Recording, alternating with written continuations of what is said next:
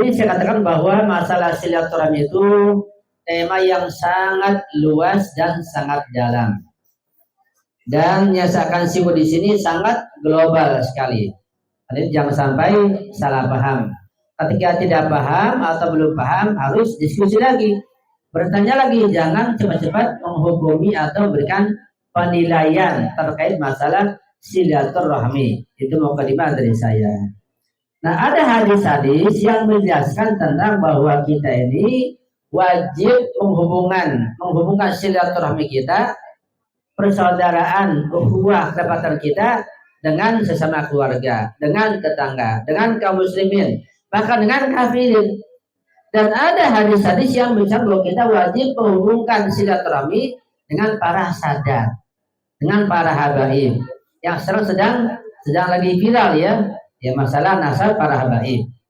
Saya sampaikan global, jangan sampai salah paham. Ya, kita diskusikan ketika yang lebih dalam lagi. Karena beliau pun di sini mengatakan ketika menulis pada halaman 179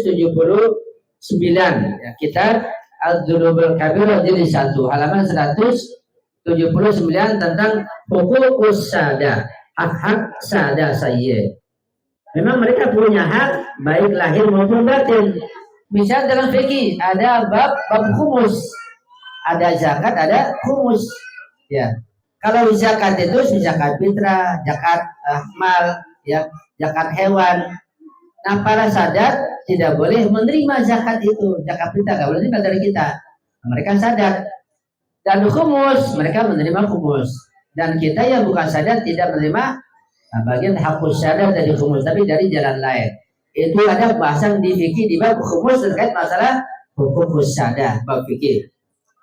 Kata beliau, naktafi fi hadzal majali duna katabu al-alama al-khulli fi akhir kitab qawaid al-ahkam alladhi allafahu li waladi fakhrul muhaqqiqin. Kata mu'allif ini Abdul Hasan Dasjid ya syahid mimbar mengatakan terkait masalah pembahasan hukum sadah kita cukupkan di sini dengan apa yang telah ditulis oleh seorang ulama namanya Al-Allam Al-Khulli, ulama Irak dari kampung atau daerah Khulli. Di bagian akhir kitabnya namanya Qawaidul Ahkam, yang kitab itu beliau tulis secara khusus untuk anaknya sendiri, Fakhrul Muhaqqiqin. Jadi ada ulama yang berhasil padanya dengan menulis kitab gitu. Kalau kita paling nggak selembar wasiat untuk anak. Kalau beliau satu kitab untuk anaknya, luar biasa. Yang beliau berkata, ini wasiat kepada anaknya dalam kitab bagian akhirnya. Wa alaika bisilatiz dzurriyyah al-alawiyah. Wahai anakku, engkau harus menjalin hubungan dengan dzurriyyah al-alawiyah, yaitu para sadat, para habaib artinya. Karena dzurriyyah bisa bermakna nanti ya imam ma'sumin, tapi di sini bukan. Ya, seperti makna hadzal sangat luas. Belum kita bahas. Menurut Sayyidina Alawi, makna ahlul bait ada 4 tingkatan. Tapi ada yang kelima, makna ahlul bait, makna maqam, ya, makna kedudukan. Seperti Salman bin ahlul bait. Makna Syiah juga ada makna madhab, ada makna kedudukan, makna maqam. Itu ada hadis yang pernah saya baca. Kata beliau pada anaknya, wahai anakku, engkau harus menjalin hubungan dengan keluarga Rasulullah, keturunan anak cucu Rasulullah. Fa inna Allah Ta'ala qad akkadal wasiyata fihim wa ja'ala mawaddatahum ajra risalati wal irsyadi. Karena Allah Subhanahu wa Ta'ala telah mentakdir, telah mengokohkan, sangat menganjurkan dalam sebuah wasiat untuk mereka atau tentang mereka, yaitu zuriyah Rasulullah, dan menjadikan mawaddah pada mereka, mawaddah kepada zuriyah Rasulullah sebagai balasan risalah, upah risalah, dan memberikan hidayah atau petunjuk. Di sini menarik, ya, seperti ayat yang berbunyi di sini, qul la as'alukum 'alaihi ajran illal mawaddata fil qurba. Artinya ini terdapat di dalam surat Asy-Syura ayat 23. Secara harfiah artinya qul la as'alukum, katakanlah aku tidak meminta alaihi atas tabligh itu ajran upah apapun. Aku tidak meminta upah, gaji, amplop apapun atas tabligh itu pada kalian. Illal mawaddah, kecuali mawaddah, mencintai. Mawaddah beliau mengatakan menghubungkan silaturahmi. Itu pertama. Fil kurba. Nah, fil kurba dan riwayat adalah ahlul bait, yaitu Imam Mansur. Tapi beliau mengatakan secara luas bukan saja ahlul bait tapi juga termasuk dzurriyyah Rasulullah. Ini nggak sembarangan. Jadi makna lebih dalam karena tafsir ada makna lahiriah, ada makna batiniah, ada makna zahir, ada makna takwil, makna batin ada batin lagi. Di antara makna batin al-qurba adalah keturunan Rasulullah. Itu luar biasa. Ya. Jadi kata beliau makna ayat ini adalah di antaranya dari sekian banyak makna, di antara maknanya bukan satu makna saja. Aku tidak minta upah apa-apa atas tabligh ini kata Rasulullah.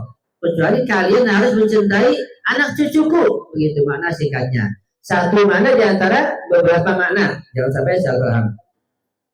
Qala Rasulullah sallallahu alaihi wasallam, Rasul bersabda, "Anni syafi'un yaumal qiyamati li arba'ati asnafin." Kata Rasulullah. Ini hadis ini. Yang menyampaikan siapa? Ulama besar Al-Alama Al-Khalil dalam kitabnya Qawaidul Ahkam. Sabda Rasulullah berbunyi, aku akan memberikan syafaat nanti pada hari kiamat kepada 4 golongan orang. Perhatikan baik-baik. Walau ja'u bidzunubi ahli dunya. Siapapun mereka, 4 golongan ini membawa dosa sebanyak dosa penduduk dunia. Pertama, rajulun nasara dzurriyyati. Seorang laki-laki yang menolong anak cucuku. Tentu makna nusrah, makna menolong luas. Menolong bukan hanya dengan duit saja, bukan hanya dengan bantuan saja. Menolong maknanya luas, bisa dengan memberikan hidayah, bisa dengan mengajar, maknanya luas. Pertama itu orang yang menolong dzurriyyati, anak cucuku. Nasab Rasulullah secara darah. Wa rajulun badala malahu li dzurriyyati 'inda dziki, dan sekelompok lagi orang-orang yang mengeluarkan harta kekayaannya untuk keperluan dzurriyyahku, anak cucuku, ketika mereka mendapatkan kesempitan, mendapatkan kesulitan, ketika mereka fakir miskin begitu. Misalnya yang mengontrak atau nggak punya pekerjaan dibantu. Itu kelompok kedua. Wa rajulun ahabba dzurriyyati bil lisani wal qalbi. Kelompok ketiga adalah yang mendapat syafaat Rasulullah, orang-orang yang mencintai dzurriyyahku dengan lisannya dan hatinya. Jadi saya mengucapkan juga cinta, ya, saya cium tangan, hormati, juga hatinya mencintainya. Tentu dengan makna yang luas pula, jangan dipersempit. Yang keempat, wa rajulun sa'a fi hawaiti dzurriyyati idza turidu aw syuridu. Kelompok yang keempat adalah orang-orang yang berusaha memenuhi hajat-hajat dzurriyyahku, anak cucuku, ketika mereka diusir, ya, atau diasingkan. Ini mungkin juga isyarat ketika pada masa Khalifah Bani Abbas, dan Bani Abbas juga bagian daripada Sadat juga sebenarnya. Ya, ada nasab dengan Abdullah bin ya ada bin Abbas, ya.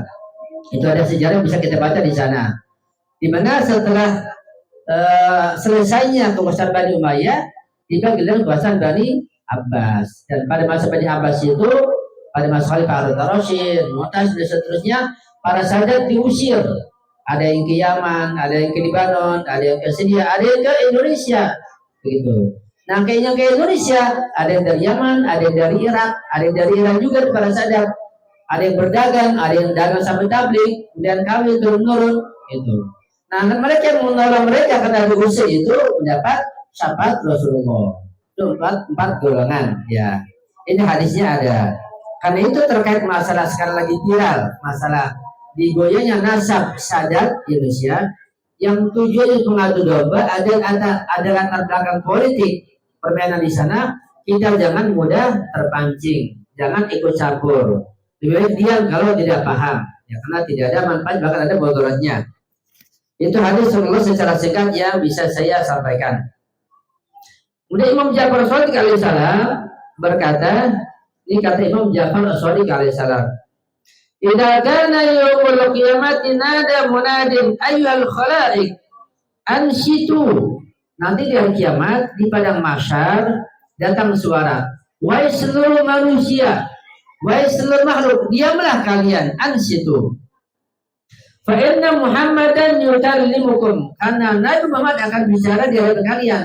Nabi mau ngomong di padang mahsyar, kita disuruh diam.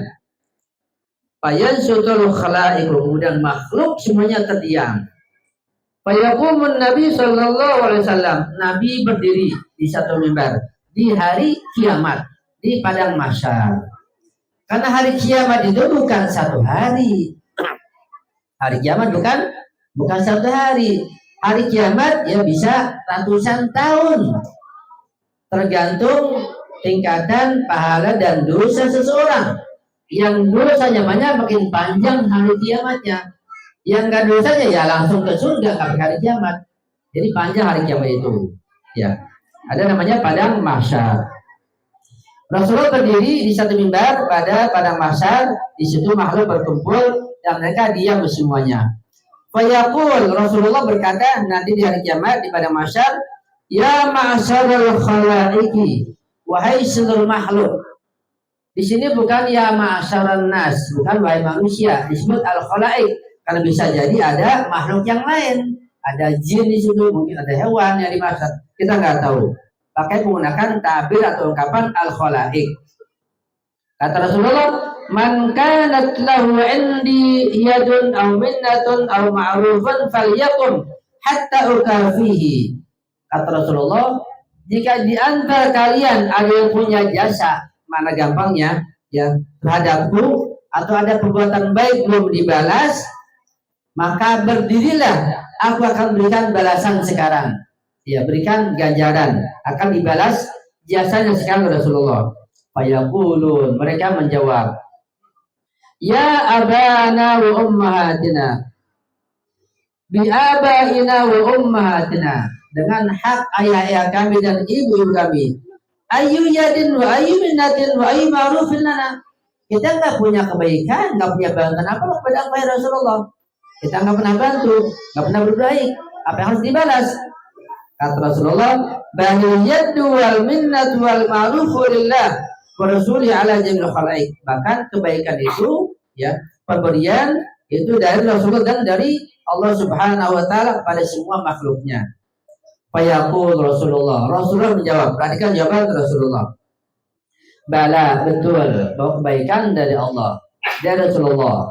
Betul kalian tidak berbuat baik, tidak berjasa padaku. Tapi ketahuilah, bala, man awa ahadan min ahli baiti, barang siapa yang menaungi seorang saja di antara ahli baitku, artinya jurihannya di sini, au barrahum, atau berbuat baik kepada mereka, au kasahum, atau memberikan pakaian pada mereka sehingga tidak terbuka auratnya, min orang dari telanjang, au asba'a jayahum, atau mengenyangkan mereka, faliyakun, maka berdirilah, hatta ukafihi, sehingga aku berikan balasan. Nah kalau ini banyak, maka mereka pada berdiri. Fayaqumun nasu qad fa'alu dzalik, maka berdirilah orang-orang manusia di saat itu yang mereka merasa berikan bantuan kepada anak cucu Rasulullah, yang mengasih minum, yang ngasih baju, yang memberikan apalah kita nggak tahu, bantuan macam-macam, berdiri semuanya minta balasan dari Rasulullah. Ya, qad fa'alu dzalik fayatin nida min indillah, datanglah panggilan dari Allah Subhanahu wa taala, ya Muhammad, wahai Muhammad, ya habibi, wahai habibi, qad ja'altu mukafatahum ilaika, aku telah jadikan hadiah untuk mereka, ya di atasmu atau kepadamu, diserahkan kepada Rasulullah. Fa'askanahum minal jannati haitsu syi'ta, atau fa'askinhum bil amr minal jannati haitsu syi'ta. Ini perintah Allah kepada Rasulullah. Ya, tempatkan wahai Rasul mereka di surga sesuai kehendakmu wahai Rasul, di mana saja, mau di surga Firdaus, surga Jannatul Ma'wa, surga yang lain dipersilakan. Ini dipersilakan kepada Rasulullah oleh Allah Subhanahu wa taala. Fayusyinuhum fil wasilati haitsu la yahjubun an Muhammadin sallallahu alaihi wasallam wa ahli baitihi. Kemudian Rasulullah menekan mereka di dalam surga. Itu ada hubungan dengan masalah tema silaturahmi di antaranya, yaitu kita menghubungkan masalah silaturahmi dengan hak-hak sadat di hati. Hadisnya sangat banyak sekali, tentu namanya yang sangat luas. Ya, jadi singkatnya, kalau dengan hewan saja kita harus berbuat baik, tapi juga akhlak sangat global. Kepada hewan harus berbuat baik. Akhlak global. Pada ular berbuat baik, ya enggak digebuk, dipukul. Pada binatang buas, ya kita undang ke rumah, ya enggak. Ada fikihnya, ada aturannya. Akhlak global fikih mengatur secara terperinci begitu. Jadi kalau pada binatang saja ada akhlaknya, ada fikihnya, apalagi pada manusia yang kafir, yang muslim, ada akhlaknya, ada fikihnya. Kalau kepada muslim, pada yang non muslim, ada akhlaknya, ada fikihnya, apalagi kepada sesama kita yang berwilayah, dan juga kepada keturunan Rasulullah, semua ada aturannya. Bahkan pada pepohonan, pada alam semesta, semua ada aturannya. Tidak lepas dari aturan, baik akhlaki maupun ahkami. Ada aturan yang sangat luas sekali. Kita perlu bimbingan kepada pada marja kita sekarang ini. Jangan seenaknya menetapkan, menentukan dan menilai.